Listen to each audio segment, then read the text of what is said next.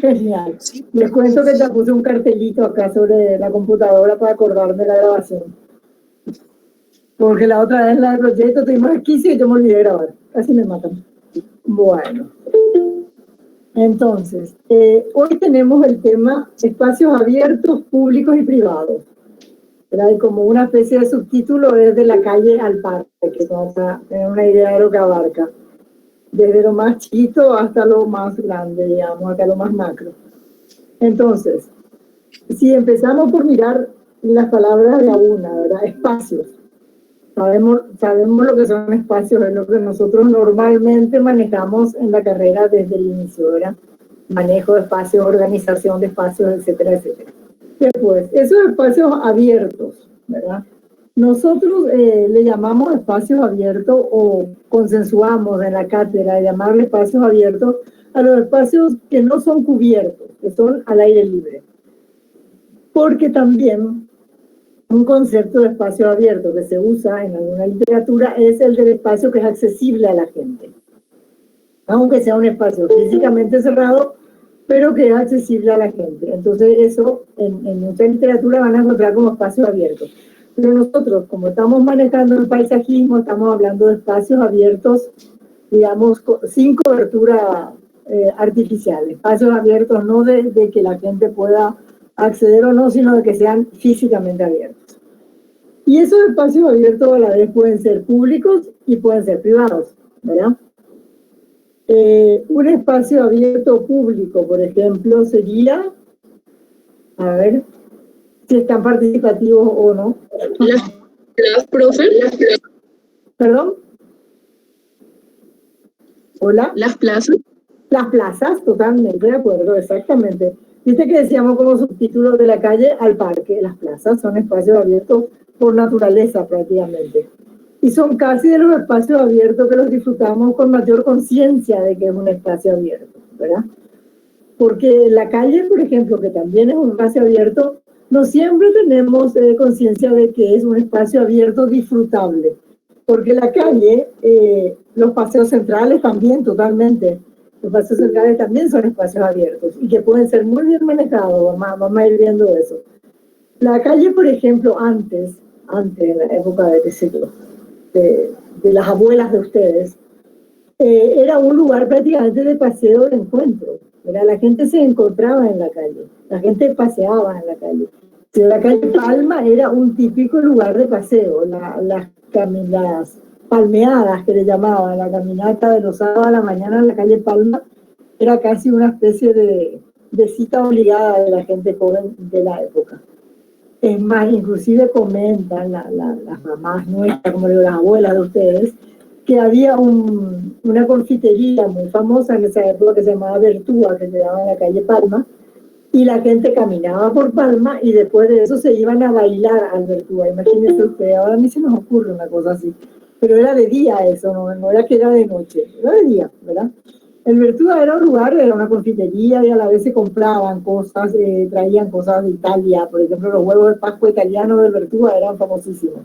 Tenían un helado muy rico, era una confitería, digamos, creo que casi una de las más grandes o por lo menos una de las más famosas de los años 50, 60, supongo, me imagino antes también de repente, ¿verdad? Después las cosas fueron cambiando a poco. La calle Palma, que era el lugar de paseo obligado, dejó de ser, ¿verdad? Se volvió... La cosa se puso ya más insegura, ¿verdad? Había más agresión en la gente en las calles. Hubo en la fiesta de primavera, la calle Palma era un verdadero encuentro así tipo, no sé, tipo de encuentro de rock más o menos. Era todo el mundo en la calle Palma festejando la llegada de la primavera. Yo no me acuerdo exactamente en qué época habrá sido, por fines de los 70, mediados de los 70, un poco más adelante, que fue así una especie de atropello, llegaron inclusive a lastimar a la gente, a desnudar a chicas. Fue un escándalo, realmente un verdadero escándalo, y directamente se prohibieron los encuentros así multitudinarios en la calle, ¿verdad? Estábamos todavía en la época de la dictadura, ¿verdad? Entonces era más fácil la cosa, sencillamente prohibían y chavo, y nadie se hacía loco. Entonces, bueno, una vez fue un desastre y después se acabó. No, nunca más hubo oportunidad de volver a hacer ese desastre, ¿verdad? Y se acabó la costumbre de pasear en la calle, de que la calle sea un lugar de encuentro. Las plazas también son lugares de encuentro habitualmente según el barrio donde estén. Hay barrios donde la plaza se vive, donde la gente de la zona o se va a caminar o los chicos van a jugar o de repente improvisan mini canchas. Yo personalmente soy enemiga de las canchas en la plaza porque la plaza es un espacio para todos y la cancha hace que ese espacio sea reducido al uso de pocas personas, ¿verdad? Entonces, una cancha de fútbol, si bien tienen que haber canchas esparcidas por la ciudad, porque es importante, pero no precisamente en las plazas. La plaza es un lugar donde tienen que encontrarse desde el chiquito que juega en el arenero hasta el abuelito que se va a jugar ajedrez con el vecino. Entonces, es un espacio más accesible para todos, tiene que ser. La canchita de fútbol lo convierte en un lugar para un solo grupo. Como le digo, claro, no soy enemiga de la canchita de fútbol. Solamente suelo insistir en que no es la plaza el lugar ideal para la cancha, ¿verdad? Acá tenemos tendencia un poco a convertir toda plaza en una cancha, o por lo menos muchísima gente. Esa es una vieja pelea que yo suelo tener en taller, a veces con los chicos. Hay una plaza y te dicen acá voy a poner una cancha, voy a mantener la cancha. Yo digo, pero analizar el concepto de plaza y vos qué querés, qué papel querés que cumpla esa plaza en ese grupo social que está viviendo ahí, ¿verdad? No solamente darle el beneficio o el privilegio a un grupo, ¿verdad? Bueno, pero son cosas que hay que pensar y que a veces están como muy fijas en el disco duro de la gente, ¿verdad? Hay ya algunas que lo miran con cara de que tener poco que la cancha de fútbol, ¿verdad? Pero la idea es un poco esa, que la plaza es un lugar para todos, ¿sí? Ergo, hoy en día se tiene en cuenta un montón de cosas que de repente antes no estaban en el lenguaje cotidiano. Las plazas hoy en día tienen que ser accesibles. ¿Eso qué quiere decir? Que la gente con capacidades diferentes tiene que poder ir a la plaza de la misma manera que va el resto.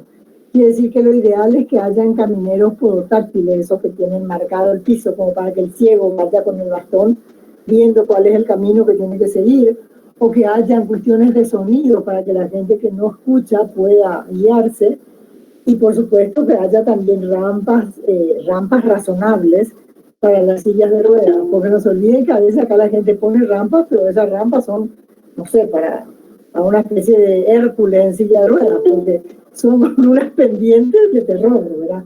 Que no lo suben ni la gente normal. Entonces la rampa tiene que tener una pendiente de entre 8 y 10 como mucho, ¿verdad? Para que sea realmente agradable y sencillo de manejar. Hay gente que maneja su propia silla de ruedas, hay gente que tiene silla con motor, otros que no, otro que le maneja a alguien, ¿verdad? O sea, hay que pensar en todo eso hoy en día ya cuando se hace un espacio de eso. Por eso hablamos de accesibilidad o de diseño universal, ¿verdad? Para que las cosas sean para el uso de todos. Cosa que de repente antes no se tenía muy en cuenta, porque por la forma de vivir de la gente mismo, ¿verdad? Si había una persona con problemas, muchas veces no compartía mucho con la sociedad. Porque mismo las casas estaban organizadas de otra manera, ¿verdad? Había más gente viviendo en las casas, hoy en día hay menos gente. Antes, desde la abuela hasta el último nieto y bisnieto, generalmente vivían en una casa grande, se ayudaban unos a otros, ¿verdad? Y era distinto. Hoy en día los núcleos familiares son más reducidos por diferentes motivos, y entonces eso hace que tenga que manejarse las cosas de otra manera. Vos tenés un niño con problemas, lo tenés que sacar. Antes el niño con problemas se quedaba en la casa. O sea, así de terrible, porque me parece hasta inhumano, pero no se pensaba en eso en esa época.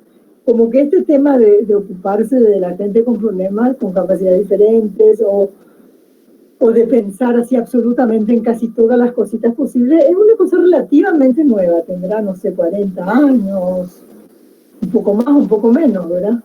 Entonces, tenemos que pensar en todo eso cuando hablamos tanto, y las calles mismas, de ser posible, tienen que tener, para que la gente se maneje sola de alguna manera.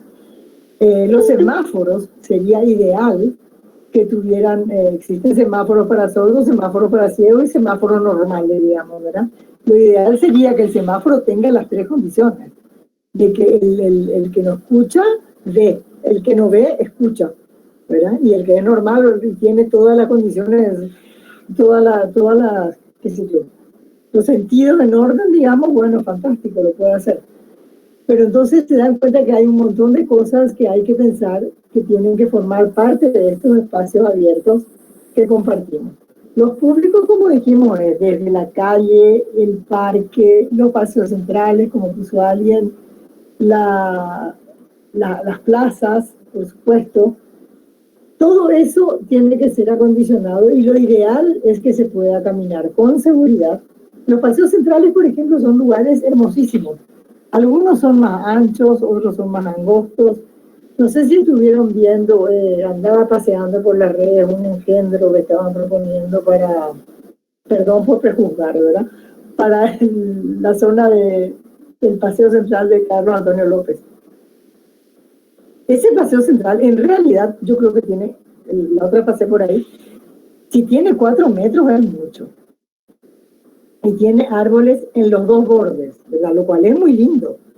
Pero entonces, en ese paseo central, yo no sé si va a ser posible, como ellos proponen, hacer una ciclovía y hacer una peatonal. Y no tocar ningún árbol, ¿verdad? Porque en un paseo central, además de tener, de repente puede tener una bicicenda, pero la bicicenda también puede ir en el asfalto. Muchas veces, cuando las veredas son anchas, se marcan las bicisendas en las veredas. Cuando las veredas no son anchas, se marcan en el asfalto. O sea, se hace donde se puede, porque en realidad pocas son las ciudades que son planificadas para usar bicisendas. Hoy en día se están acomodando, pero la mayoría de los lugares se adecua a lo que hay. Y Europa, por ejemplo, que tiene una infinidad de ciudades con uso de bicicleta casi más normal que el vehículo normal, que el vehículo privado luego, ¿verdad? Eso, por ejemplo, se hace en ciudades que inclusive a veces son de estas ciudades medio medievales, con unas callecitas chiquititas, y se va adecuando donde se puede, donde no se puede no se marca, donde se puede, como les digo, en la vereda y donde se puede en la calzada, ¿verdad? Entonces, las cosas se van acondicionando, siempre buscando lo mejor para todos, ¿verdad? Esa es obviamente la intención, debería ser la intención del ser humano, desde luego, pero sobre todo nuestra intención como arquitectos, urbanistas, paisajistas, etcétera, que buscamos el bienestar de todos, ¿verdad? Que la ciudad, que es como la sala de todos, sea lo más agradable posible. O sea, la gente debería poder estar con gusto en la ciudad. Ustedes ven que en otros países donde de repente en las casas no hay tanto espacio libre, tanto espacio abierto, a mano, digamos, donde la gente vive en departamentos microscópicos, sale un rayo de sol y se tiran toda la plaza. Vos ves gente tirada en la plaza como si fuera una playa de veraneo, ¿verdad? A tomar ese rayito de sol que apareció. Nosotros de repente no nos damos cuenta la riqueza espacial que tenemos. Somos privilegiados. Tenemos vegetación relativamente abundante, que siempre es bueno poner más vegetación, ¿verdad? Pero tenemos bastante vegetación. Tenemos relativamente espacios abiertos, no los aprovechamos de la manera que podríamos. Hay otras ciudades que cuando planifican, desde luego ya, las veredas son mucho más anchas, las calles son mucho más anchas. ¿Para qué manejo? Clorinda tiene veredas anchas. En Clorinda las veredas creo que tienen, no sé, 4, 5, 6 metros como mínimo. La gente puede pasear así en grupos de 5 o 6, uno al lado del otro. Acá sí podés entre 2 o 3 es mucho. Yo si no te agachan la famosa fila india. Pero porque la vereda no te permite, ¿verdad? Tenemos veredas relativamente angostas nosotros, ¿verdad? Entonces, pudiendo de repente tener las cosas más acondicionadas, no tenemos el hábito. Lo mismo pasa con los espacios de las plazas, ¿verdad? Las plazas tienen posibilidades de un montón de cosas. En la plaza tendría que cada edad poder pasar bien, ¿verdad? Sin necesidad de molestarse unos a otros.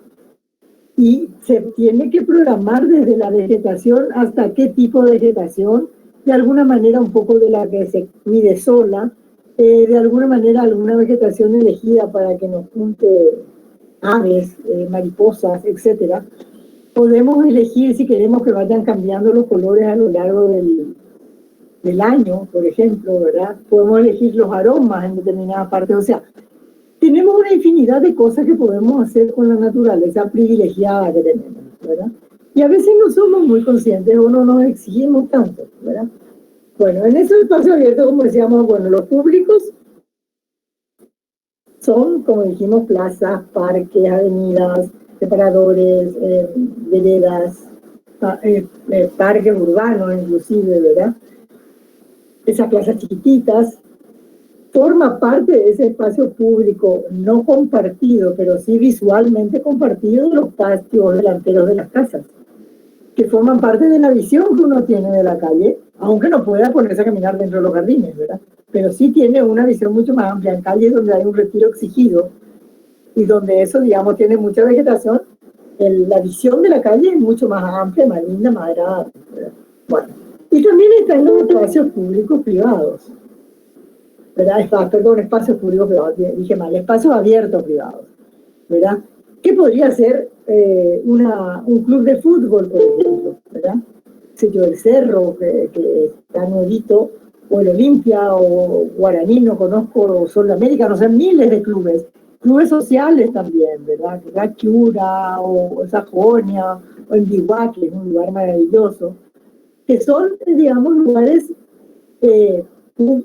privados, pero abiertos, y que pueden en determinado momento permitir el acceso de la gente. Una cancha de fútbol, por ejemplo, es privada, pero tiene un uso público en determinados momentos que los dueños de ese espacio permiten, ¿verdad? Entonces, el espacio público-privado, perdón, el espacio, dale con el público, el espacio abierto-privado, puede ser también utilizado por la gente cuando el dueño de ese espacio lo permite, ¿verdad? Entonces es como un panorama inmenso de espacios abiertos que tenemos, y pensando desde el punto de vista del paisaje, para ayudar a condicionarlo cada vez mejor, ¿verdad? A ver, Gloria, alguna cosilla que vos le puedas agregar. Mucho que les puedo agregar. Nada, sencillamente quería hacer nomás un paralelismo o establecer una relación con lo que ahora tanto se está hablando del espacio al aire libre, le dicen, al aire libre, ¿verdad? Habilitan en este tiempo actividades relacionadas con eventos sociales, distintos tipos de eventos sociales, deportivos, culturales, con la condición de que se realicen al aire libre. Esos son espacios abiertos. Esos son los que nosotros consideramos en la cátedra espacios abiertos, al aire libre, ¿verdad? Donde no tenemos la cubierta de techo, ningún tipo de techo. Eso nada más que quería hacer hincapié, que ahora tanto se está hablando del tema y también nos lleva a reflexionar de las carencias que tenemos en el tratamiento de esos espacios cuando más necesitamos. Ahora nos ponemos a ver que dejamos pasar mucho tiempo y no nos ocupamos debidamente de muchos de ellos. Algunos sí, pero hay muchos espacios abiertos que podían haber ofrecido en este momento una alternativa de actividades mucho más ricas que las que tenemos, si le hubiéramos prestado la atención suficiente ya desde siempre. Entonces, así como Estela bien decía, las plazas tienen un potencial enorme con respecto a un montón de factores que nosotros podemos manejar. Unas clases atrás, cuando hablaba de los elementos del paisaje, decía, ¿cuáles puede el hombre modificar o manejar de los elementos del paisaje? La vegetación, ¿verdad? El clima no podemos manejar el clima, es una cosa que la naturaleza misma se va presentando en la naturaleza así, bueno, pero sí nosotros podemos acondicionar el espacio manejando la vegetación, la elección de los materiales, hacer más o menos confortables esos espacios abiertos. Sí podemos nosotros, y ahí está, ¿verdad?, el tema de los proyectos que nosotros podemos hacer en ellos, como arquitectos, paisajistas, y bueno, se está desarrollando ahora un congreso internacional de IFLA, que es la Organización Mundial de los Arquitectos del Paisaje. Ya les vamos a poner unos materiales para que ustedes tengan algunas conferencias también que están disponibles en YouTube. Pero uno de los temas que se estaba mencionando y muy importante, que ahora se está dando una visión diferente a todo esto, acentuadas por la pandemia, es que también estos espacios abiertos públicos, el espacio público genera votos. para los políticos que están buscando votos en sus campañas. Generan mucho más votos que cualquier otra, vamos a decir, otra cosa que puedan ofrecer. Entonces también eso constituye un peligro, porque en el apuro o en el afán de hacer las cosas, a veces se saltan pasos en los procesos para intervenir esos espacios o caen en manos de personas que no tienen la preparación. Lo que hablábamos el otro día, de que es bueno que para hacer proyectos buenos haya equipos multidisciplinarios. A veces se pasa por alto en el proceso y se llega a construir algo demasiado construido, valga la redundancia. Fíjense, se llegan a generar espacios con demasiados elementos constructivos, cuando lo ideal para el tiempo que estamos viviendo es priorizar elementos naturales. Suelo permeable, una vegetación tirando a la silvestre, ¿verdad? Una valoración de los aspectos culturales históricos del sitio. O sea, son procesos que estoy repitiendo cosas que ya dijimos en otras clases, pero fíjense que siempre estamos trabajando con la visión de paisaje desde el punto de vista holístico, que tenemos que mirar de todo. Es un concepto así bastante amplio, ¿verdad? Para dar cabida a todo, como decía Estela, las personas que no pueden valerse por sí mismas, que necesitan andar con una silla de ruedas. Hay sin fin de posibilidades. Entonces, y eso usted en proyecto también, seguro que estudian el tema antes de desarrollar sus proyectos.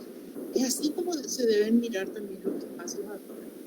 Todos los aspectos posibles en ese análisis de los elementos del paisaje que el otro día vimos y enumeramos, ¿verdad? Que están los tangibles, los intangibles, los construidos, los naturales. En todos estos espacios, entonces, ir siempre mirándose todo. Y el espacio abierto, ven ahora cómo está valorizado como el espacio al aire libre. El que tiene ahora espacio al aire libre para poder echar a andar su negocio, un restaurante, un boliche, entonces puede hacerlo. Sin embargo, los que no se ven reducidos en esas posibilidades. Bueno, eso nada más. Sí. No, es muy cierto lo que decís, con esta historia de post-COVID se revaloriza muchísimo otra vez el espacio abierto, más de lo que normalmente debería ser, ¿verdad? Porque ya es casi una obligación en muchos casos. De repente los restaurantes que tienen, o mismo acá en la ciudad, los que tienen posibilidad de utilizar la vereda, ya es un plus. El que puede, a lo mejor van a poder hacer como, yo una vez me fui a Villarrica y vine enamorada de Villarrica desde luego. Pero me fascinó que había un restaurante, una cafetería, no sé lo que era, y el mozo cruzaba la calle con la bandeja en la mano y las mesas estaban instaladas en la vereda y también en la plaza. Entonces era un deleite eso, porque vos veías con qué libertad la ciudadanía se apropiaba de la ciudad. ¿Verdad? Me parece fantástico. Ustedes se imaginan acá, por ejemplo, esa plaza, que son medias sequitas nuestras plazas, pero igual, el Lido que pueda cruzar y ponerse, no digo sobre el monumento del Panteón, pero sí al costado, sería lindísimo que todo eso esté ocupado. O sea, es cuestión de repente nomás de darle un torniquete a la mente y cambiar la imagen y la idea de lo que uno tiene de que son ese tipo de lugares, ¿verdad? Pero les digo, eso era fascinante, un mozo cruzando la calle con la bandeja, con todas sus cosas. Espectacular, para mí era una cosa fuera de serie. Y me pareció fantástico, ¿verdad? Y ahora con más razón tendría que ponerse en práctica ese tipo de cosas, ¿verdad? Los locales que son chiquitos, la única posibilidad que tienen es de expansiones de ese tipo. Realmente, no hay otra. Van a tener que ir, obviamente, muchos mejorando, cambiando, reconvirtiéndose como lo están haciendo de hecho, ¿verdad? Pero esto es un tema. ¿Sí? Haciendo un paréntesis, ahora que mencionaste el Lido, me acordé, no sé si ya sabes que se cerró. Sí, escuché que se cerró y escuché también, no sé si es cierto, que probablemente se muda a lo que era la Riojana. Porque yo ya me estaba deprimiendo porque no íbamos a comer empanada. No, el coste que el Lido tiene un local, pero no es lo mismo.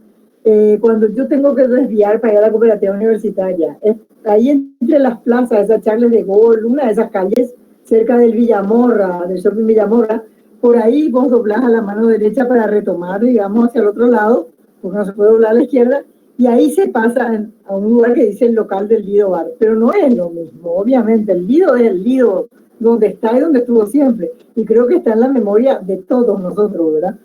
Pero escuché que se iba al lugar de La Riojana. Eso sería fantástico porque ese tiene una vereda amplia.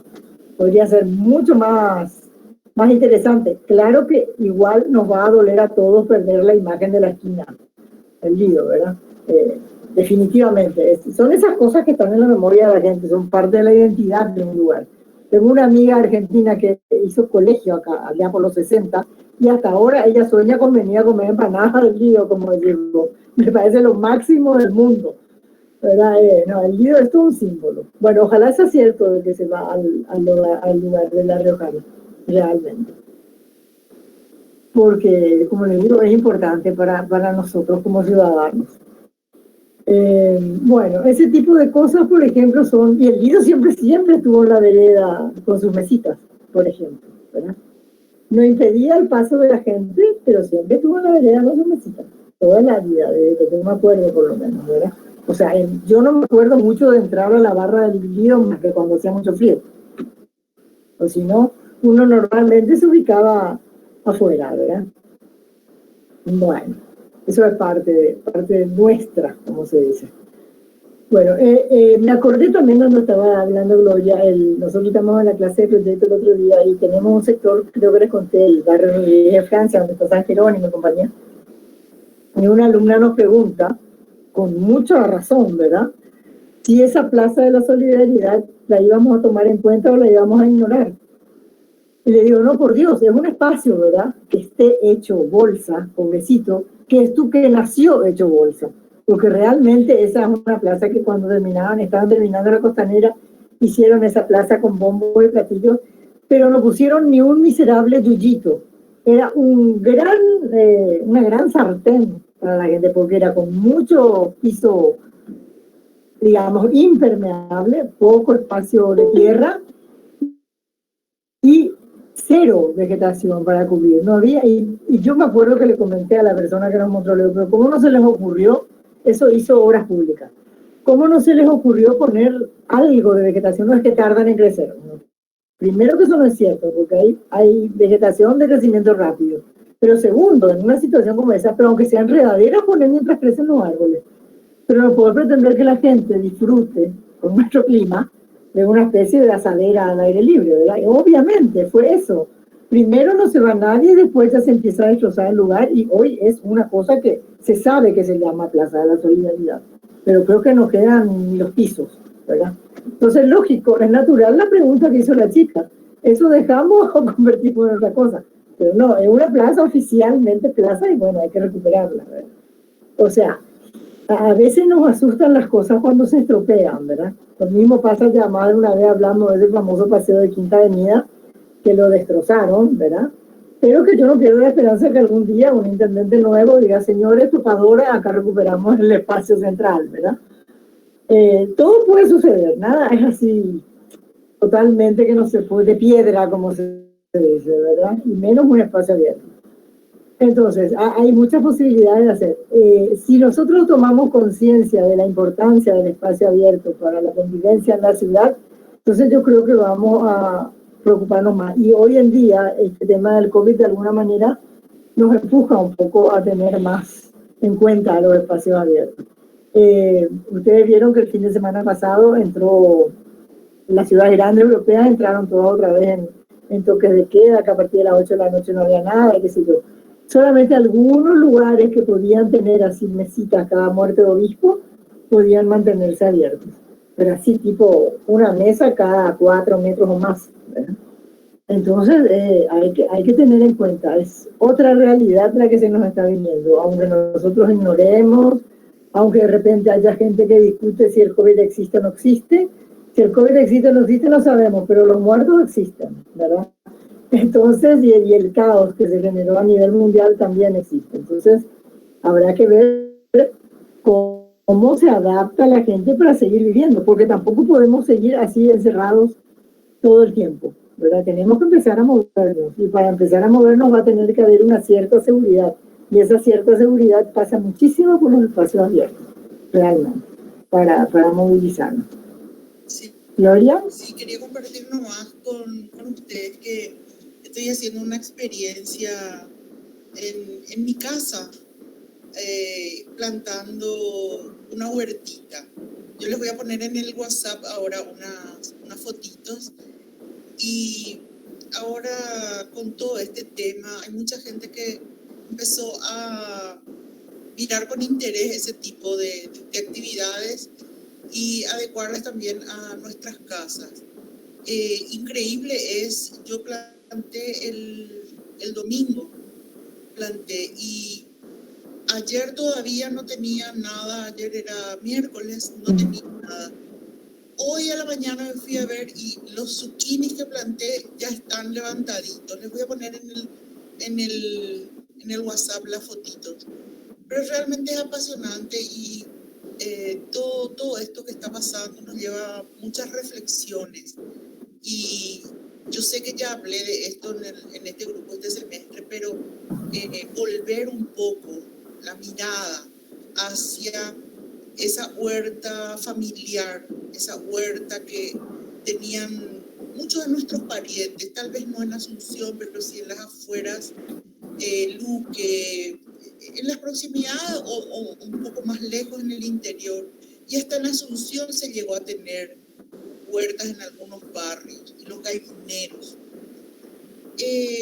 Eso no solamente por el tema de la producción misma, ¿verdad? En el súper encontramos el tomate, la lechuga, el locote, todo encontramos, la gallina, el huevo, sino por ese contacto. Ahora se está hablando mucho también del tema de la pandemia y quiero extenderme otra vez en este tema, porque es actual y me parece que nos debe conducir a algo.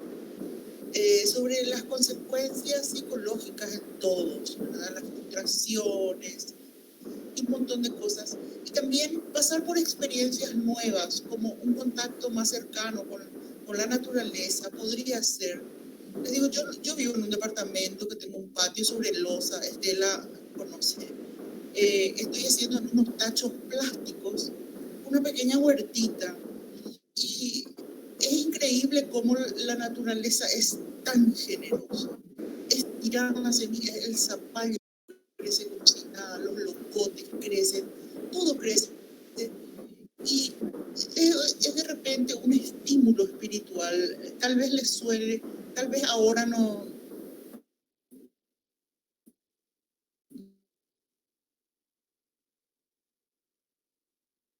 Se acuerden de la profesora loca de paisajismo que les dijo algo de esto. Pero es así, es un tiempo que nosotros dedicamos y vemos crecer ese algo. ¿Cómo le estimula a uno ese contacto? Así como de repente amar a los animales, estar más en contacto. Hay gente que en este tiempo yo sé que adoptó nuevas mascotas. Entonces es mirar un poco otras alternativas que la vida diaria pone a nuestro alcance para ocupar un poco nuestro tiempo, nuestra mente y sacarnos un poco de las frustraciones. Hay mucho por hacer y les digo, es sencillo. Yo voy a compartir con ustedes en el WhatsApp y miren un poco. Les digo, es tan sencillo, unas semillitas tiradas en un tacho de tierra y en unos días unas plantitas increíbles. En 4 días me germinaron los zucchinis y un sobrecito de semillitas que sale 5.000 guaraníes en una tienda que vende cosas de jardinería y ferretería. O sea, es tan poca cosa, pero cómo puede significar y a uno le estimula de manera especial el ver crecer una semilla. Es increíble. Quiero compartir esto con ustedes porque es interesante que el que puede hacer algo, plantar algo, nosotros perdemos ese contacto, como decía Estela, enseñarle a los niños que el pollo no viene del súper y que la leche no se saca del cartón, que había sido un animal generar la leche, ¿verdad? Entonces, son experiencias, yo sé que eso ustedes ya superaron, ¿verdad? Pero el sentirse gratificado por el contacto con la naturaleza, hacia ahí quiero ir. Y eso que estás diciendo, Gloria, nos lleva... ¿Quién iba a hablar? Yo quiero algo para complementar nomás la profe, que, o sea, eso que vos decís de estar en contacto, o sea, es súper cierto lo que decís, y que también, por ejemplo, la calidad misma de lo que haces es diferente, o sea, tiene un sabor diferente. Yo tengo, por ejemplo, en casa, y es incomparable a lo que uno compra. Y por otro lado, el hecho de que vos al tener eso en tu casa, o sea, en mi caso, por ejemplo, es como que influís también en tu entorno, porque yo, una vez que empecé a plantar, es como que mis primitas vieron y ellas también empezaron a hacer. Y ahora tienen su jardín lleno así de suculentas, plantas, cuidan. Y de esa forma como que también vas contribuyendo a cambiar la mentalidad, digamos, mostrar otras cosas. No sé, eso no quería decir. De acuerdo, porque además tengan en cuenta siempre que se enseña más con el ejemplo que con lo que se dice, ¿verdad? Realmente. Lo que me hiciste acordar, estaba también pensando en decirles es de que eso, además de todas las ventajas que tiene desde el punto de vista de la salud mental, del bienestar, etcétera, etcétera, también estás seguro que de lo que estás consumiendo no tiene agrotóxicos. Y eso vale oro también. Sabes que no te estás llevando veneno a la boca, cosa que cuando vos compras nunca tenés la certeza, ¿verdad? Porque a veces, eso me hace acordar siempre una anécdota con mi hija cuando era chiquita. Yo andaba desde hace años torturando a toda la humanidad con todas las cuestiones ambientales, ¿verdad? Entonces la pobre estaba harta de escucharme que el pan negro era mejor que el pan blanco. A veces me decía, mami, hoy podemos llevar pan malo, porque el pan malo era el pan blanco, ¿verdad? Es lo que yo le enseñaba a la pobre criatura. Y después la otra cosa era el tema de los alimentos orgánicos y lo otro, ¿verdad? Y entonces un día le digo yo, bueno, porque siempre hay que tratar de consumir lo orgánico. Me dice, es que yo no sé cómo la gente no se da cuenta. Creo que tenía 5 o 6 años. No sé cómo la gente no se da cuenta. Si vos mirás un tomate en el súper, así está bello, hermoso, rozagante, y vos mirás lo orgánico y están todos ferruchos, picaditos por bichos. Claro, los bichos no son bobos, no se van a ir a comer el tomate envenenado. Me pareció tan razonable su pensamiento, ¿verdad? Así de un saque me dio la realidad del panorama, ¿verdad? Pero es cierto. Entonces, eso de plantar en tu casa, amén del ejemplo, de toda la historia, encima te estás asegurando por lo menos comer la verdura sana, ¿verdad? En lo que se puede. Y también entra a otra cuestión de que ahora se está mirando mucho. Ustedes escucharán siempre el tema de que ya todo se está volviendo urbano, que lo rural va desapareciendo, etcétera, etcétera, que dentro de poco toda la humanidad va a vivir en zonas urbanas, como si eso fuera la panacea. Por otro lado, por suerte, como en todas las cosas, hay teorías contrarias, ¿verdad? Está hablándose de renaturalizar las ciudades. O sea, hacer pequeños bosques urbanos, hacer plazas comestibles, o sea, hacer que la naturaleza también entre a la ciudad. Entonces, que esa relación ciudad-rural sea como más cercana y esté más integrada. Y lo mismo que en las zonas rurales, digamos, se lleven las comodidades y las cosas necesarias para que también se viva perfectamente bien. Entonces se habla de renaturalizar las ciudades y de darle un cierto movimiento más urbano a lo rural, ¿verdad? Pero esa mezcla es muy interesante y se da con este tipo de cosas, ¿verdad? Y además el ejemplo cunde, porque quien más quien menos hoy en día tiene una huertita en su casa, porque además es un deleite. Yo me acuerdo, una sola vez en mi vida tuve una planta de frutilla. Cuando salió la frutilla, que era una sola fruta, fue una fiesta, ¿no sabes? Ranaí y yo partíamos la frutilla y comíamos la mitad cada una, o sea, era una cosa de loco, el placer de haber producido algo, ¿verdad? Realmente es fantástico. Ahora no me animo porque tengo unos gatos que me adoptaron a mí, que invaden todo el patio, entonces no me animo a plantar porque ellos se van a encargar de las plantaciones y no confío mucho en sus habilidades, ¿verdad? Entonces estoy con ese tema que me muero de ganas, pero no me animo, ¿verdad? Pero sí, no, es importante y forma parte de estos espacios abiertos, públicos y privados que decíamos. Lo de las huertitas en la casa es un espacio privado, abierto y de uso muy interesante, ¿verdad? Y como les digo, los frentes de las casas son para deleite de la ciudadanía que pasa y forma parte de su paisaje urbano, ese retiro obligatorio que hay en algunas calles, ¿verdad? Que es muy bueno. De hecho, que cuando vos estás planificando la ciudad, esos retiros los haces obligatorios justamente con la idea de dar la imagen urbana más amplia, ¿verdad? O sea, está pensado, como se dice. Bueno, entonces, esos espacios,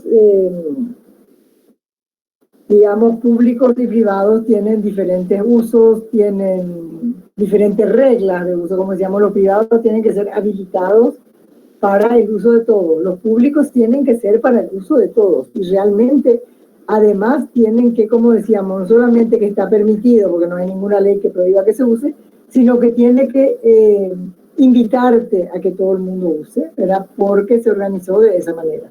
Y eso ya depende mucho a veces de nosotros, como planificadores de ciudad o como paisajistas, encargados de ese tipo de cosas. Y que no pasen cosas como con esa plaza, que puede ser hermosa, ¿verdad? Y que la gente de repente puede llegar a crear esa, no sé, ya está abandonada, ya no existe.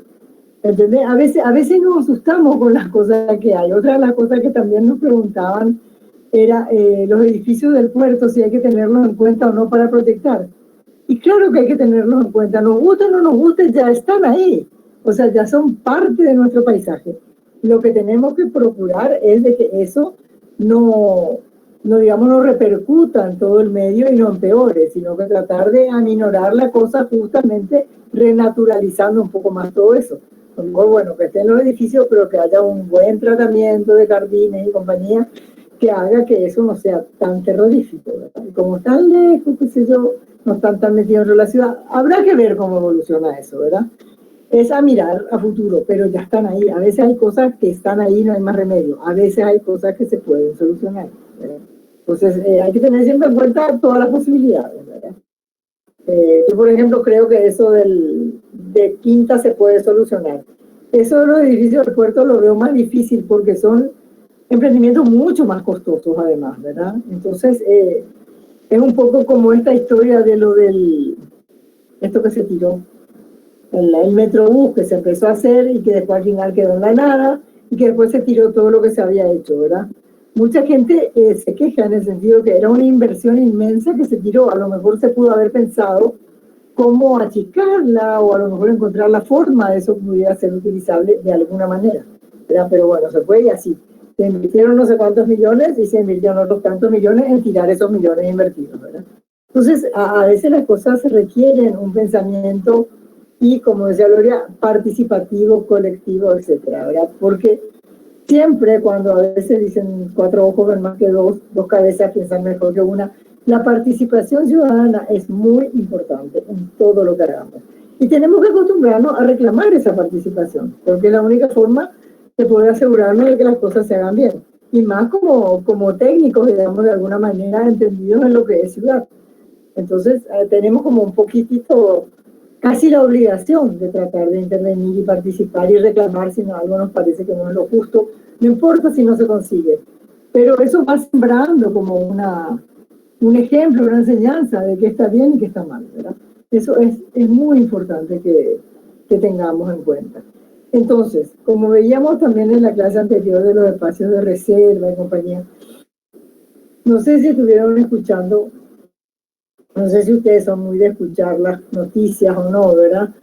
El tema de que el Parque San Rafael, o no sé qué otro parque, y no sé qué otro parque, digamos, tienen terrenos privados adentro. Ahí también hay algo que nos está diciendo y que tiene que ver a veces con el desarrollo de las cosas. Cuando se declara un parque nacional, no siempre el Estado está en condiciones de comprar a todos los propietarios que están, digamos, en ese espacio que se declaró parque nacional.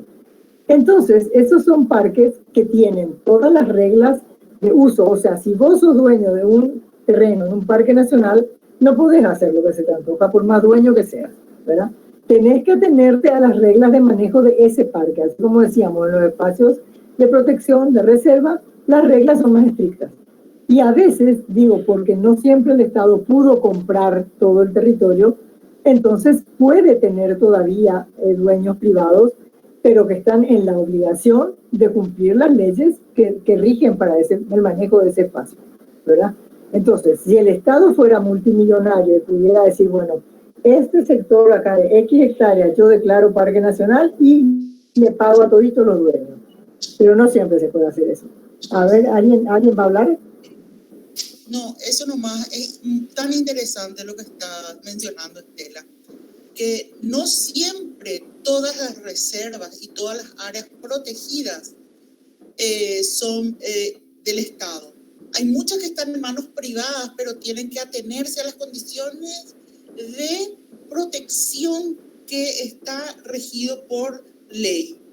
Entonces, yo propietario tengo que estar siempre velando por el cuidado de eso.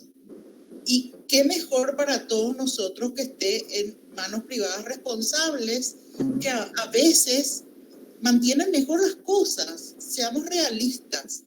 Pero también hay mucha confusión porque de la información mala, de la mala información que el otro día mencionábamos, el tema de la educación, ¿verdad? O que la gente no está informada. Entonces ya hundió ahí toda la mala onda de que no, fulanito tiene eso es del Estado, eso.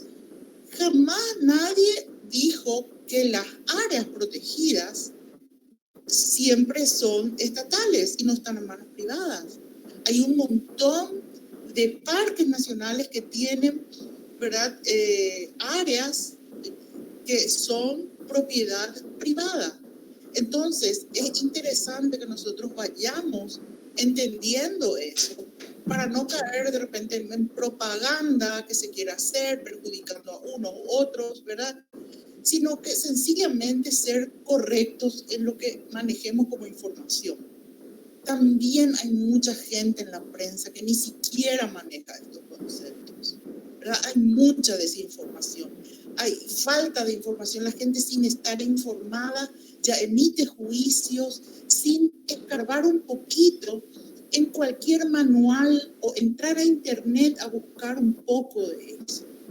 La reserva del Parque Urucuy, donde está la Rosada, la Fundación de Hierro La Rosada, que es donde se trajo la primera fundición de hierro en la época de los López, ¿verdad? Don Carlos Antonio López, después su hijo, el que fue mariscal, Francisco Solano López, ¿verdad?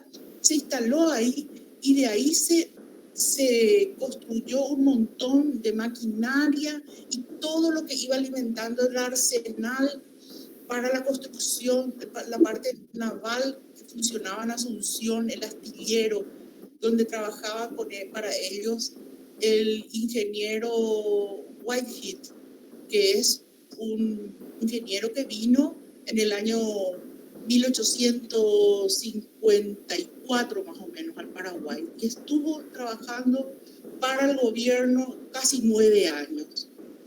Y junto a él vinieron un montón de técnicos europeos para trabajar y levantaron realmente en ese lugar una cosa impensable para la época. Si nosotros nos vamos ahora, decimos, ¿cómo hicieron esto acá?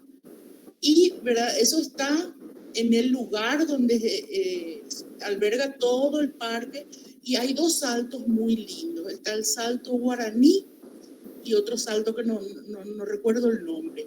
Ahí hay un sendero natural. Y ahí justamente se da lo que hablábamos el otro día del área de conservación y de amortiguamiento, ¿verdad? Y hay un sendero, hay una señalética en maderita y están las reglas bien visibles a la entrada del área de conservación y el área de amortiguamiento. Inclusive se da también algo de lo que podría asociarse al turismo sostenible porque hay grupos de señoras que ofrecen almuerzos, no hay restaurantes, no hay, pero en el área de amortiguamiento hay comunidades que se organizan y en sus casas reciben. A mí me tuvo la oportunidad de estar entre 20 personas que fuimos a visitar el lugar y nos recibió una señora donde ella hizo comida de su chacra para servirnos y ahí es muy interesante la experiencia.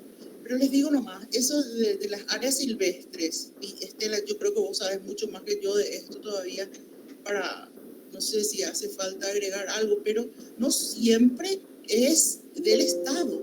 Hay área protegida en manos privadas. Sí, y justamente el problema, como decíamos, es porque el Estado no siempre está en condiciones económicas de poder comprar. Entonces se pacta con el que está ahí, esa persona asume, digamos, que va a respetar las reglas. Si no le gusta el tema, pues le vende a otro, si él quiere explotar de otra manera. Pero ahí hay que respetar las reglas de juego en cuanto a las cosas que se pueden hacer y las que no. Lo mismo pasa en la parte histórica con las viviendas. Una vivienda que es declarada patrimonio, hay ciertas cosas que no se pueden hacer, ¿verdad? Entonces, si uno no está en condiciones anímicas de respetar eso, pues entonces que le venda a otro y que vaya a hacer donde que pueda construir todo lo que quiera. Pero hay lugares donde te toca tener que respetar las reglas de juego, ¿verdad? O sea, lo que pasa es que en este mundo uno no puede hacer siempre lo que quiere en todos lados, ¿verdad? Y una cosa que sí, cuando vos citaste la prensa, es algo que a mí me preocupa mucho últimamente. Primero porque la gente, con esta historia de las redes sociales, yo creo que ya les hice el comentario, el que a mí me divierte cuando la gente le tiene miedo a la vacuna porque dice que le van a poner un chip donde le van a controlar la vida y qué sé yo. Y me resulta tan divertido porque yo quiero saber qué parte de que la vida de la mayoría de la gente está controlada por las redes sociales todavía no se dieron cuenta. O sea, no sé si se dan cuenta, la gente hasta sube lo que va a comer a veces al Facebook. Uy, sí, yo sé qué es esto. O sea, la privacidad se acabó con esa historia y le tienen controlada, obviamente no a todo el mundo, pero a esa masa no pensante, pero la tienen controlada hace rato, no necesitan ninguna vacuna ni ningún chip, realmente. O sea, yo soy un poco despiadada con eso, pero de verdad me da risa cuando se asustan con ese tema. Si se pasan repitiendo cuánta pavada aparece sobre el planeta Tierra sin verificar que sea cierto o no, ¿verdad? Es la famosa historia de las cosas que se... Y después te salen, no, historia falsa. Por ahí es falsa, por ahí no es falsa. Nadie analiza. Pero lo preocupante, es como dijiste ahora, Gloria, es de que la propia prensa perdió ese ejercicio de verificar la información antes de reproducirla. Entonces, hoy en día la gente recibe cualquier mensaje, un periodista recibe cualquier mensaje en su WhatsApp y lo da como si fuera una información cierta. Y después, por supuesto, a veces vuelven atrás, pero tarde ya siempre se dice, cuando una información sale incorrecta, después la aclaración es en letra mucho más chica y no lee todo el mundo tampoco, ¿verdad? Entonces es muy difícil, digamos, de manejar ese tema, porque la prensa no es seria hoy en día en su manejo. Yo me acuerdo, a mí me tocó cuando era chiquita tener parientes muy cercanos en el casi el único periódico que había en la Asunción en ese momento, que era el diario La Tribuna. Y yo me acuerdo que eran súper estrictos con el tema de que no se publicaba absolutamente nada, y les hablo hasta los años 70 y pico, nada que no estuviera verificado, porque era una irresponsabilidad imperdonable, digamos, esa, ¿verdad? Hoy en día cualquiera dice cualquier cosa y después simplemente dice, no era cierto, había sido lo que sea, ¿verdad? O sea, la falta de seriedad en el manejo de la prensa es muy peligrosa. Es realmente peligroso. Acá pregunta David, ¿a qué se refieren cuando dicen que obtuvieron esa tierra de manera irregular? No, el caso del señor Zavala. No hablaba del caso de Zavala, y yo el caso de Zavala no sé, realmente no sé cómo es, ¿verdad?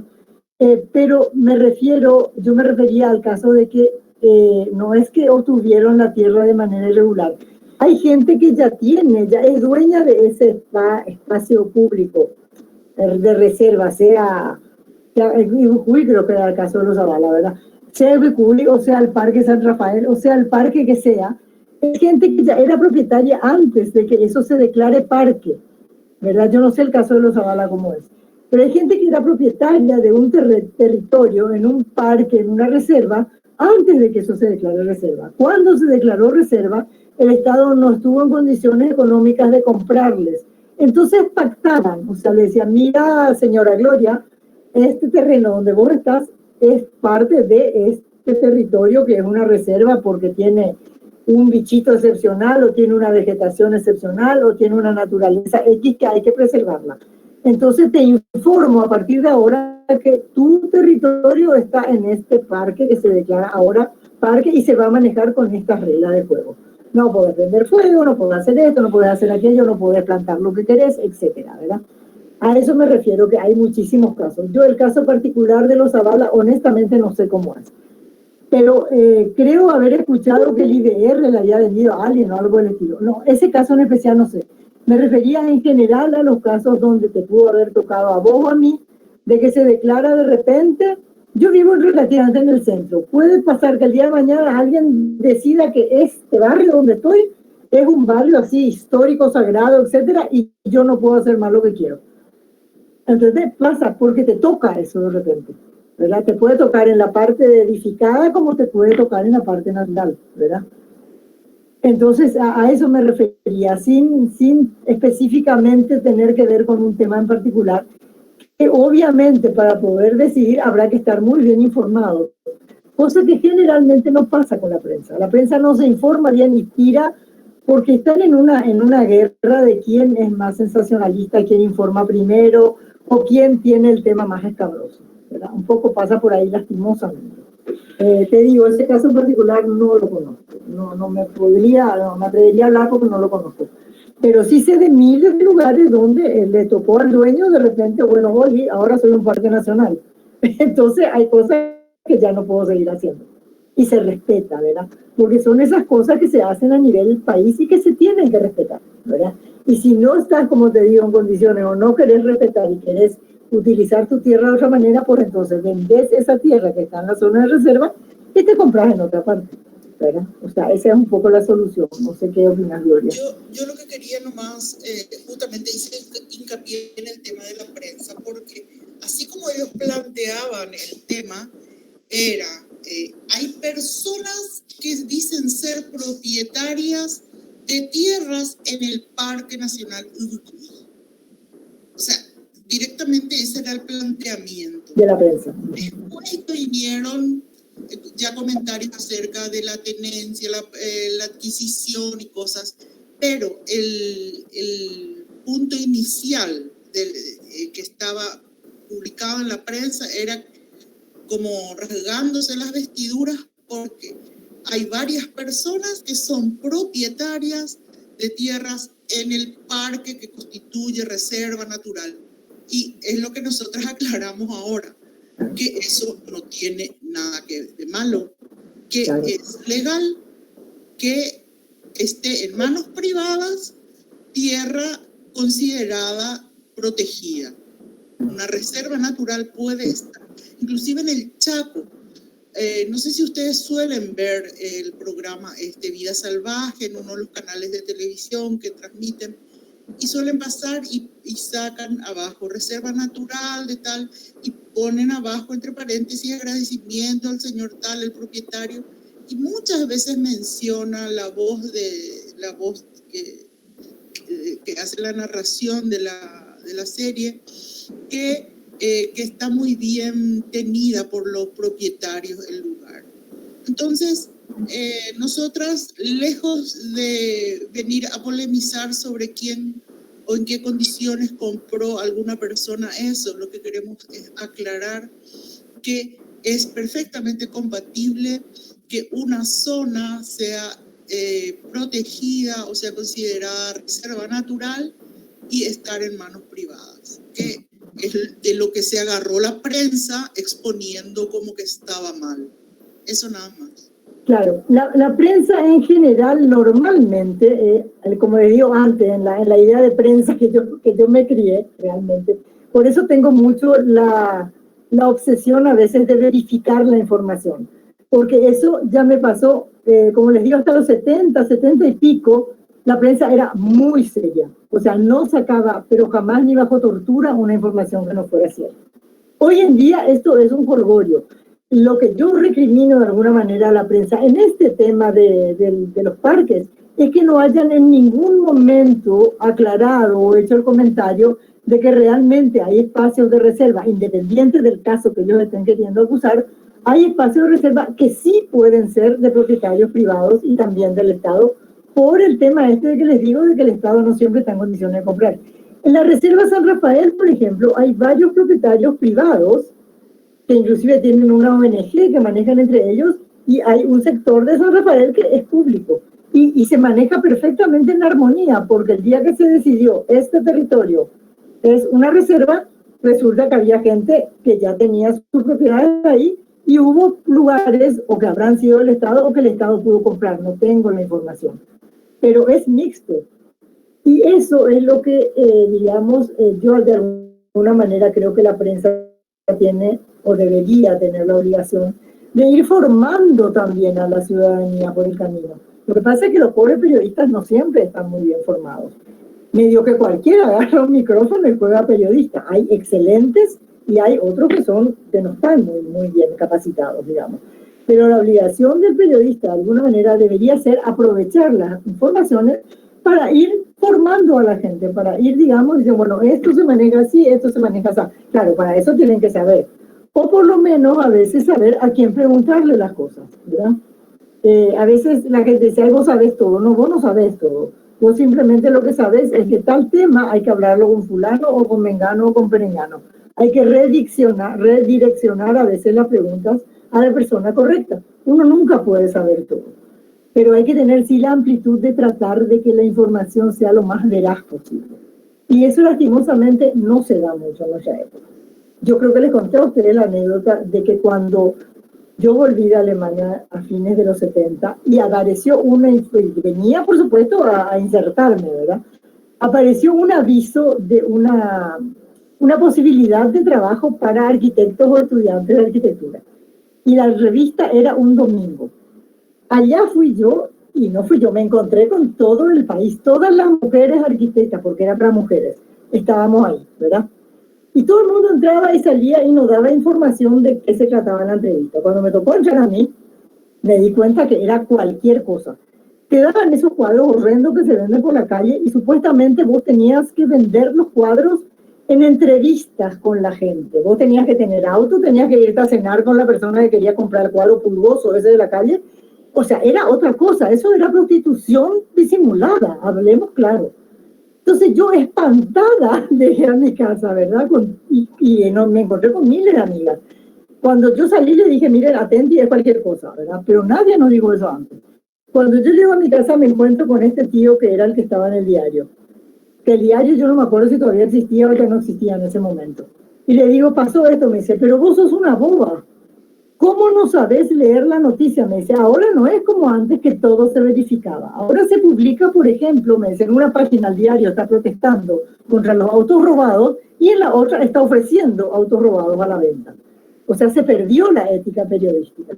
Y en esa información que vos leíste, por boba no supiste leer. Entre líneas me dijo. Porque al decir solamente mujeres arquitectas ya tenías que haber sospechado, de entrada. Y al dar muy poca información y hacerlo en una casa que obviamente era alquilada para eso, o sea, y al hacer la entrevista, obvio que te diste cuenta, ¿verdad? Me dice, pero ahora hay una falta de ética total en la prensa. Se publica cualquier cosa y eso es un engaño porque vos a veces te fiabas de que leíste en un periódico serio, ¿verdad? Y sin embargo era una información peligrosa, realmente, porque yo ya era grande, no iba a caer en ninguna trampa, pero había gente de todas las edades. Entonces, ese tipo de cosas son muy peligrosas. Nuestra prensa está hace ya muchos años muy poco seria en su manejo, realmente. Y eso también hay que saber, ¿verdad? Forma un poco parte de toda la sociedad que estamos viviendo, ¿verdad? Es un componente más de lo que pasa. Cuando a veces la gente plaea porque hay cosas que no funcionan en una parte o en otra, vos mirás y decís, bueno, es reflejo de la sociedad, es reflejo del planeta, no solamente del país. Pero hay que tener muy claras las ideas para poder, digamos, uno manejarse, si quiere manejarse con una cierta ética, lo mejor posible. Entonces, estábamos con nuestros espacios abiertos y públicos y nos fuimos para otro lado, pero tiene que ver porque está relacionado a ese tema de las reservas, ¿verdad? Y del manejo de la prensa que muchas veces es perverso. Entonces, hablamos de los distintos tipos de espacios. No sé si nos olvidamos de algún espacio. Nos fuimos, paseamos por las calles. Las calles hoy en día, ya la gente no se reúne en las calles. Reemplaza eso por el shopping. O sea, la gente se encuentra, como antes se encontraban en ese cuento que les hacía del verdugo, ahí de las abuelas, y que bailaban y qué sé yo. Eso hoy se hace en el shopping. Por supuesto que no se baila, pero la gente se encuentra en el espacio del shopping. Tiene muchas ventajas, porque la calle se volvió insegura, ¿verdad? Hay asalto, no hay seguridad en las calles. En la calle, un día como hoy, por ejemplo, hace un calor infernal. Entonces vos obviamente que buscas, no sé, entrar a cualquier lado que tenga un aparatucho de aire acondicionado que funcione, ¿verdad? En estos días está terrorífico el tema. Entonces, ¿qué pasa? La gente fue a reunirse al shopping en vez de reunirse en las calles, que es un espacio cerrado, no es un espacio abierto. A veces cuando hacemos las preguntas en las pruebas de espacios abiertos, públicos, la gente te dice el shopping. ¿Es público o privado? Y te pone como privado el ejemplo del shopping. No, el shopping no es un espacio abierto en el concepto que nosotros estamos pidiendo manejar, que es el espacio abierto físico, ¿verdad? El shopping es un espacio público cerrado, de uso privado, ¿verdad? De uso público, pero es cerrado, no es abierto. O sea, no entra en esta nuestra categoría de espacios abiertos. Pero es el lugar donde hoy en día la gente se reúne. Hay que reconocerlo, ¿verdad? Más en esos lugares que en la calle. En la calle se reúne poca gente. En las plazas solamente los privilegiados que viven en barrios donde las plazas se usan y se cuidan. Que también hay algunos que producen mucha envidia a los que no estamos en esos lugares, ¿verdad?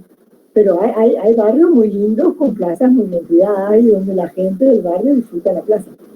La pueden tener, algunas tienen inclusive, bueno, tienen circuitos para caminar, para andar en bici, para hacer ejercicios, a veces tienen un par de aparatos y cosas, ¿verdad? O sea, la plaza es un lugar que debería ser, casi que cada sector de ciudad debería tener una plaza interesante para usarla, pero realmente, eso es lo ideal.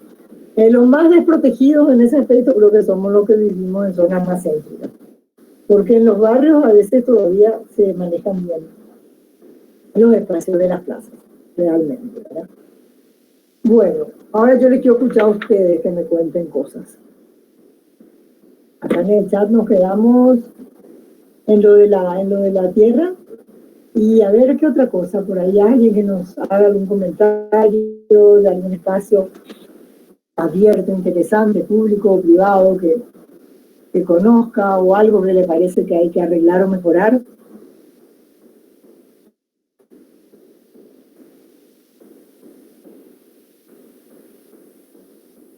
Silencio en la platea.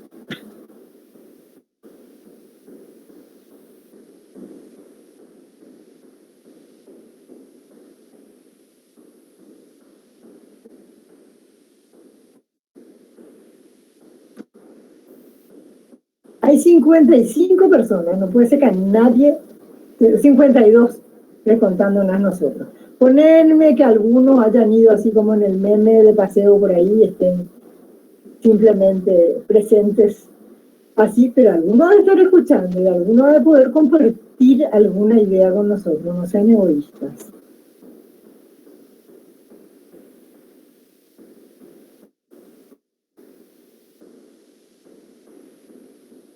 Parece que no.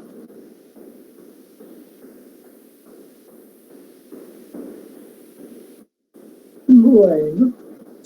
Profe, más que conocer un lugar, ¿cómo le ves la idea de cómo están en otros países ahora en tiempo de pandemia, por ejemplo, que utilizan para, o sea, en vez de para uso vehicular, cierran las calles y sacan, o sea, realizan actividades físicas y cosas de, por ejemplo, restaurantes, cosas por el estilo, hacen todo en las calles, ya que no hay, o sea, para evitar, para tener el distanciamiento y como no hay muchos lugares públicos, como en nuestro caso, no tenemos muchos parques, por ejemplo, entonces esas alternativas, por ejemplo, en la calle, pero está también el tema que hace mucho calor, por ejemplo, ¿cómo se podría, no sé, hacer posible eso, pero a la vez aplacar un poco el tema del calor, no sé?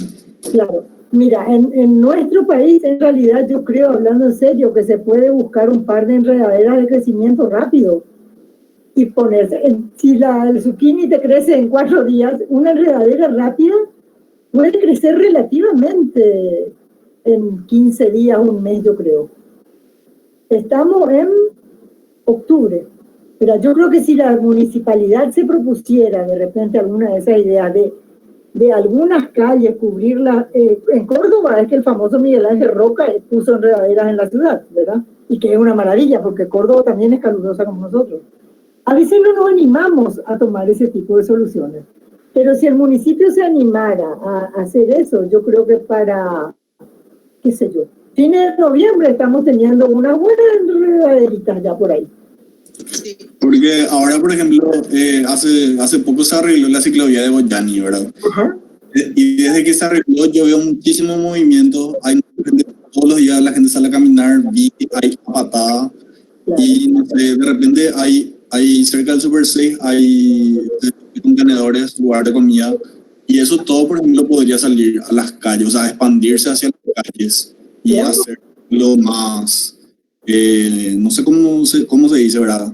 Yo tuve la oportunidad de ir a Perú hace unos años. Ajá. Y ahí, por ejemplo, los domingos, ellos cierran la calle, por más de que no haya nadie en la calle, igual está cerrado para los vehículos, lo utilizan para patines, bici, caminar, y es así, totalmente otra experiencia. Y, no sé, o sea, yo vivir eso es como que ver, o sea, es muy posible ahora que está arreglado, no sé, y eso perfectamente a cualquier otro lugar.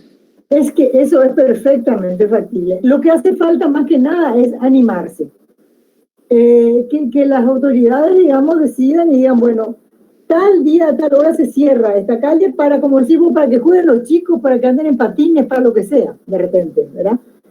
Te vas a encontrar siempre, porque nuestra sociedad es muy especial.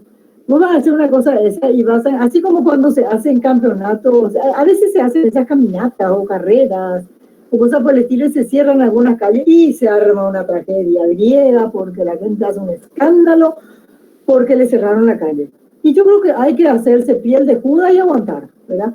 Si lo que vos estás proponiendo es algo que va a tener el famoso costo-beneficio, más gente beneficiada con lo que estás haciendo que la gente que plaguea, pues que plagueen. O sea, no sé, ya que eso les hace bien, una especie de catarsis fantástico que plagueen.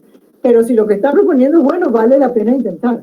Hace poco se armó un escandalete, no me acuerdo si habíamos hablado en la clase anterior o no, porque no sé qué calle decidieron que no había que doblar a la izquierda, que me parece muy bien, porque eso es universal, y resulta que toda la gente de 10 ahí de no sé qué otro lugar salieron y cerraron las calles y armaron una tragedia griega por eso, ¿verdad? Y ya la gente se achica otra vez y le sacan la historia. No, lo siento, si se decidió eso, a ver, la avenida de Tahuaté, Sajonia, tiene un paseo central gigante. Y Tahuaté es en una de esas 12, 18, una de esas 21. ¿Puede ser? Acá alguien me estaba comentando a ver en el chat. La avenida Itaguaté, José Falcón, en barrio Sajonia, tiene un paseo grande, gigante, y todo lo largo está lleno de canchitas. Un paseo central solo para jugar fútbol. Sí, bueno, y esas son las protestas que yo suelo hacer. Porque ese paseo central a lo mejor puede dejar una canchita en una esquina y otra en la otra esquina y el resto dejarlo para el resto de la humanidad, ¿verdad? Sí, pero esas cosas hay que hacer, hay que proponer, las comisiones vecinales o los municipios tienen que animarse a hacer esas cosas. Yo creo que tienen que animarse a hacer. Y yo creo que hoy en día con el tema este de que si queremos movernos con el tema del COVID con cierta libertad, va a haber que hacer ese tipo de cosas, porque así amontonando, no como conejos cada tanto en una parte o en otra, a los 15 días se ve otra vez la consecuencia. Hay muchísima gente enferma en este momento con el COVID. Yo en taller nomás tengo creo que 3 alumnos. O sea, hay mucha gente y gente joven también, obviamente. Porque pareciera como que el tema de la enfermedad que da mal o bien pasa más que nada, obviamente por la edad, porque la gente de más edad ya tiene, como digo yo, 1000 carachas encima y se enferma más fácil de cualquier cosa. Pero la gente joven de repente tampoco está a 100 puntos. Entonces, si le toma el maldito bicho este, igual le destroza, porque no está en condiciones de soportar. No todos están con las defensas en condiciones, con la salud en condiciones de poder soportar, ¿verdad? Entonces hay que empezar, yo creo, y como parece que se va a quedar un rato el bichito, habría que empezar a preparar el espacio para poder vivir un poco mejor en esta época. Yo creo que sí, estoy muy de acuerdo. Y eso de, sí, la 21 creo que es esa que decís, boleta de debate, que ahí donde vaya a veces hicieron también propuestas de trabajo de TFG.